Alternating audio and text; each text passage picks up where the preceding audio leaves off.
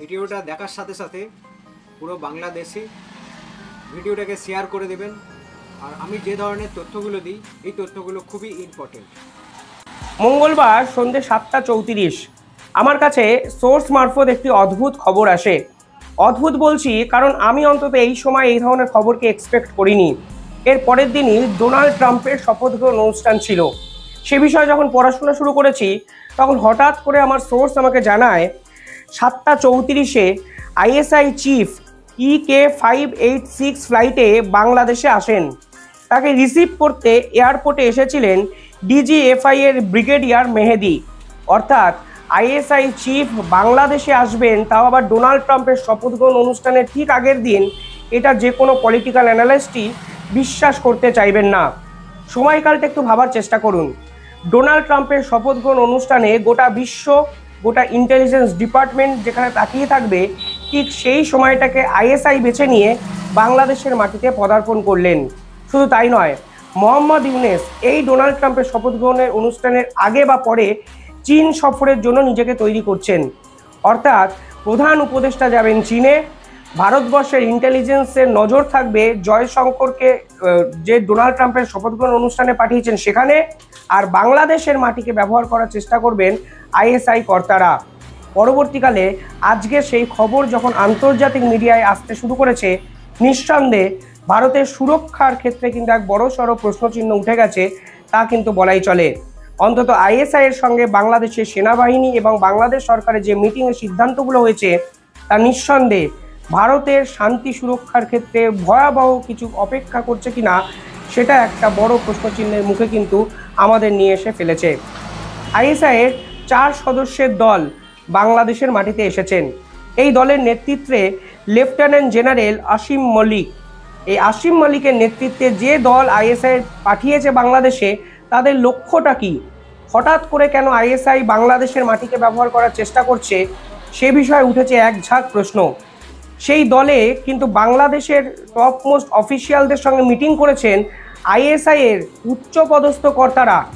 সেই দলে আছেন আইএসআই এর director general analysis major general Shahid আমির।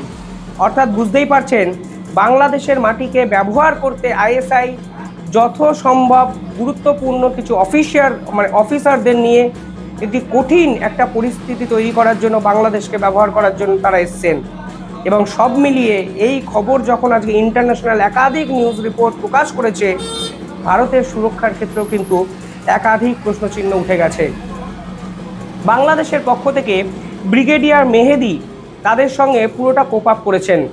এবার প্রশ্ন হলো, বাংলাদেশের যে সেনাপ্রধান দুদিন আগে ভারতের সঙ্গে যুদ্ধ করব না বললেন, 7 সিস্টার্সকে কোনোভাবেই আক্রমণের জায়গা বেছে নেব না বললেন ভারতকে আমাদের পাশে চাই, ভারতের সঙ্গে শান্তিপূর্ণ একটা অবস্থান করতে পারলে ভারত বাংলাদেশ দুপক্ষরই সম্পর্ক ভালো হবে, সেই সেনাবাহিনী, সেই সেনাপ্রধান, সেই ব্রিগেডিয়াররা এখন কেন পাকিস্তানের আইএসআইকে বাংলাদেশের মাটি ব্যবহার করতে দিচ্ছেন?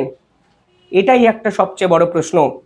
পরবর্তীকালে আরও একটি নিউজ এ বিষয়ে আমাদের চোখে পড়ল। কি দেখা গেল বাংলাদেশের রংপুর নামক যে জায়গাটি, সেখানে নাকি পাকিস্তানে আর্মিকে ডিপ্লয় করার সিদ্ধান্ত নিয়েছে ইউনূস সরকার। অর্থাৎ আইএসআই ঠিক যেরকমভাবে প্ল্যান করছে, ঠিক সেইভাবে ভারতবর্ষকে অ্যাটাক করার জন্য, অশান্ত করার জন্য বাংলাদেশের মাটিকে ব্যবহার করতে শুরু করে দিল পাকিস্তান। তা অফিসিয়ালি আজকে আন্তর্জাতিক স্তর কিন্তু জানতে পারলো। অর্থাৎ দুদিন আগে পাওয়া সেই মেসেজ আজকের দিনে দাঁড়িয়ে যে কতটা সত্যি এবং ভয়াবহ ঘটনার সূত্রপাত তৈরি করলো, তা কিন্তু আজকে আপনারা হয়তো বুঝতে পারছেন, ঠিক যেভাবে আমি বুঝতে পারছি। রংপুর নামক জায়গাটা কেন তাৎপর্যপূর্ণ? কারণ এই রংপুর থেকে ভারতের এই চিকেন স্নেকের দূরত্ব কিন্তু 130 কিলোমিটার মোটে। অর্থাৎ এই চিকেন স্নেক সংলগ্ন জায়গায় যদি পাকিস্তান নিজেদের এই আর্মি চিফকে বা আর্মিদের কোনো সদস্যকে ডিপ্লয় করে দেয়, তাহলে ভারতবর্ষের বিএসএফ, ভারতবর্ষের ইন্টেলিজেন্স সমষ্টিগতভাবে পার্টিকুলারলি এই জায়গাটার উপর নজরদারি কয়েক গুণ কিন্তু এক নিমেষে বেড়ে যেতে পারে। কিছুদিন আগে আরও একটি খবর আমাদের চোখের সামনে আসে। সেখানে বলা হয় পাকিস্তানের সেনাবাহিনী নাকি বাংলাদেশের সেনাবাহিনীকে ট্রেনিং দেবে। পরবর্তীকালে সেই খবরকে ভুয়ো বলে দাবি করে বাংলাদেশি মিডিয়া।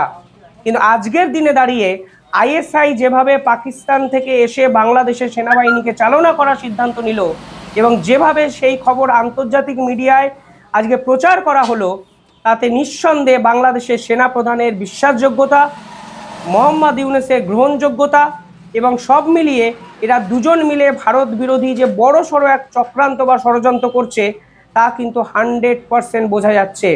এবং আইএসআই এর মতো মৌলবাদী একটা সংগঠনকে যারা দিনের পর দিন ভারতের একাধিক জায়গাকে অশান্ত করার জন্য পরিকল্পনা করেছে, তাদেরকে গুরুত্ব দিয়ে মোহাম্মদ ইউনূস যে আসলে তার শাসনকালের কফিনের শেষ পেরেকটি পুঁতে দিলেন তা কিন্তু নিশ্চিতভাবে বলা যায়। কারণ মোহাম্মদ ইউনূসের মাথার উপরে চীন কতটা থাকবে আমি জানি না, পাকিস্তান চাইলেও কিন্তু থাকার ক্ষমতা আর নেই। কারণ ভারত যদি পুরো বিষয়টা নিয়ে অত্যন্ত গুরুত্বপূর্ণ কিছু পদক্ষেপ নেয়, তাহলে মোহাম্মদ ইউনূসের ভবিষ্যৎও কিন্তু এক বড় প্রশ্নচিহ্নের মুখে পড়ে যেতে পারে, অন্তত ইন্দো স্পেসিফিক এই রিজনে। কোয়াডের মিটিংয়ে কিন্তু পার্টিকুলারলি এ বিষয়টা নিয়ে আলোচনা হয়েছে, চায়না পাকিস্তানের দৌরাত্ম্য নিয়ে কথা হয়েছে এবং এই টেরোরিজমকে দমন করার জন্য ভারত এবং আমেরিকা যে একসঙ্গে কাজ করবে সে কথাও কিন্তু প্রতিশ্রুতি দিয়েছেন একে অপরের বিদেশমন্ত্রী, বিদেশ সচিবরা। সেই প্রেক্ষাপটে দাঁড়িয়ে আইএসআইয়ের এরকম আত্মঘাতী সিদ্ধান্ত আসলে পাকিস্তানকে ধ্বংসের দিকে নিয়ে যাবে নাকি মোহাম্মদ ইউনূসের সময়কালকে আরও তড়িঘড়ি শেষ করার দিকে যাবে, সে তো সময় বলবে। এই খবর যখন প্রকাশিত হয়েছে তখন ভারতের রয়ের মাধ্যম থেকে একটি খবর ভীষণ মাত্রায় প্রচারের আলোতে নেওয়া হয়েছে। বলা হচ্ছে পাকিস্তানের একাধিক মৌলবাদী সংগঠন জাহা ইন্ডিয়া নামক একটি সংগঠন খুলে দিয়েছে ভারতের মাটিতে এবং তারা বাংলা কেন্দ্রিক একাধিক জায়গা দিয়ে ঝাড়খণ্ডে ঢুকে জেএমবির যে জঙ্গি সংগঠন আছে তাদের সঙ্গে একসঙ্গে হাত মিলিয়ে অপারেট করার চেষ্টা করছে। এই জাহাজ ইন্ডিয়া এই সংগঠনের উৎপত্তি কিভাবে হলো, এরা কারা এবং এদের লক্ষ্যটা কি, কিন্তু আনুষ্ঠানিকভাবে সেটা প্রকাশ করেনি। কিন্তু আজকে TV9 বাংলার এই রিপোর্ট যখন প্রকাশ্যে এসছে তখন আইএসআই এর সাথে এই মিটিং এবং জেএমবির সঙ্গে জাহা ইন্ডিয়ার এই ধরনের বৈঠক নিঃসন্দেহে 2 2 4 করতে ভারতের ইন্টেলিজেন্স অফিসারদের সময় লাগার কথা নয়। আরও বিস্তারিত গিয়ে যদি দেখেন তাহলে তারা বলছেন ঝাড়খণ্ডের পাকুড় থানা এলাকায় জেএমবির সঙ্গে জাহা ইন্ডিয়ার সদস্যদের একটি মিটিং হয়েছে এবং সেখানে নাকি জেএমবির একাধিক নেতা যারা বাংলা হয়ে ঝাড়খণ্ডে ঢুকে এই জাহা ইন্ডিয়া 6 দলীয় সদস্যকে ট্রেনিং দিয়ে গেছেন। অর্থাৎ এই জাহা ইন্ডিয়া নামক ভুয়ো সংগঠনকে ভারতের মাটিকে কাজে লাগিয়ে দেশকে অশান্ত করার পরিকল্পনা জেএমবি করছে তা কিন্তু পরিষ্কারভাবে বোঝা যাচ্ছে। এই জেএমবি হলো আল কায়দার শাখা সংগঠন, যারা আনসারুল্লাহ বাংলার আরও হত্যাকর্তা বিধাতা আপনারা ভাবতেই পারেন। যেই আনসারুল্লাহ বাংলার নেতাকে জেল থেকে ছেড়ে দিয়েছেন মোহাম্মদ ইউনূস। অর্থাৎ সব মিলিয়ে ভারতকে অশান্ত করার বৃহত্তর একটা ষড়যন্ত্র বিদেশ থেকে করা হচ্ছে, যেই ষড়যন্ত্রকে মদত দিচ্ছেন মোহাম্মদ ইউনূস, যেই ষড়যন্ত্রের নেপথ্যে পাকিস্তানের মতো মৌলবাদী টেরোরিস্ট একটা রাষ্ট্র এবং আইএসএফ এর মতো একটা বিপজ্জনক সংগঠন, এই আইএসআই এর মতো বিপজ্জনক সংগঠনের সঙ্গে হাত মিলিয়ে মোহাম্মদ ইউনূস আদতে ভারতের শান্তি, সুরক্ষা, সার্বভৌমত্বকে নষ্ট করার চেষ্টা করে যাচ্ছেন, যা আজকে অজিত দোভালের রিপোর্টেও কিন্তু প্রকাশ্যে এসছে। কি করা উচিত ভারত সরকারের?